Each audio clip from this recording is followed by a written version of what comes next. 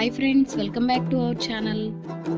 ఈరోజు మనం హైదరాబాదీ స్పెషల్ బగారా బైంగన్ కర్రీని ఇంట్లోనే ఈజీగా ఎలా ప్రిపేర్ చేసుకోవాలో చూద్దాం.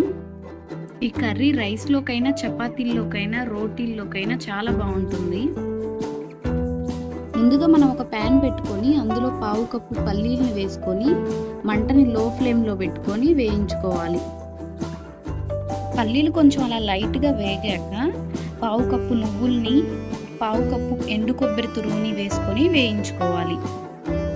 ఎండు కొబ్బరి తురుము ప్లేస్లో కొబ్బరి ముక్కల్ని కూడా వేసుకోవచ్చు. అలా ఒక 5 నిమిషాలు వేయించుకొని 2 ఎండుమిరపకాయలని, 1 టేబుల్ స్పూన్ నువ్వుల్ని కూడా వేసుకొని వేయించుకోవాలి.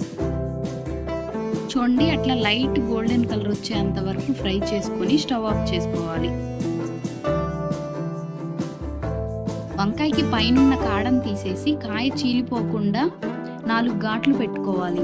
ఇలా మనం ఘాట్లు పెట్టుకోవడం వల్ల వంకాయ లోపల కూడా బాగా ఉడుకుతుంది.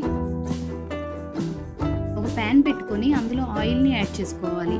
ఆయిల్ హీట్ అయ్యాక మనం ముందుగా కట్ చేసుకున్న వంకాయల్ని కూడా వేసుకొని ఫ్రై చేసుకోవాలి. వంకాయల్ని అలా బాగా ఫ్రై చేసుకొని ఒక ప్లేట్లోకి తీసుకొని పక్కన పెట్టుకోవాలి. మిక్సీ జార్ తీసుకొని అందులో మనం ముందుగా వేయించుకున్న పల్లీలు, నువ్వుల్ని వేసుకోవాలి. 1/2 ఇంచ్ అల్లాన్ని, 4 వెల్లుల్లి రెబ్బల్ని కూడా వేసుకొని కొంచెం వాటర్ యాడ్ చేసుకొని మిక్సీ వేసుకోవాలి. అల్లం వెల్లుల్లి పేస్ట్ ఆల్రెడీ ఇంట్లో వేసింది ఉంటే కనుక ఇలా యాడ్ చేసుకోకుండా డైరెక్ట్గా తాలింపులో వేసుకోవచ్చు. ఒక ప్యాన్ పెట్టుకొని అందులో 4 టేబుల్ స్పూన్స్ ఆయిల్ని యాడ్ చేసుకోవాలి. ఆయిల్ హీట్ అయ్యాక పోపు దినుసుల్ని వేసుకొని వేయించుకోవాలి. పోపు దినుసులు వేగాక సన్నగా కట్ చేసి పెట్టుకున్న ఉల్లిపాయ ముక్కల్ని 1 కప్పు వేసుకొని లైట్ గోల్డెన్ కలర్ వచ్చేంత వరకు ఫ్రై చేసుకోవాలి. అలా వేగాక మనం ముందుగా ప్రిపేర్ చేసుకున్న పల్లీలు, నువ్వులు పేస్ట్ని వేసుకొని ఒకసారి కలుపుకోవాలి. అందులోనే 1/2 టేబుల్ స్పూన్ పసుపు, 2 టేబుల్ స్పూన్స్ ఉప్పు, 2 టేబుల్ స్పూన్స్ కారం వేసుకోవాలి.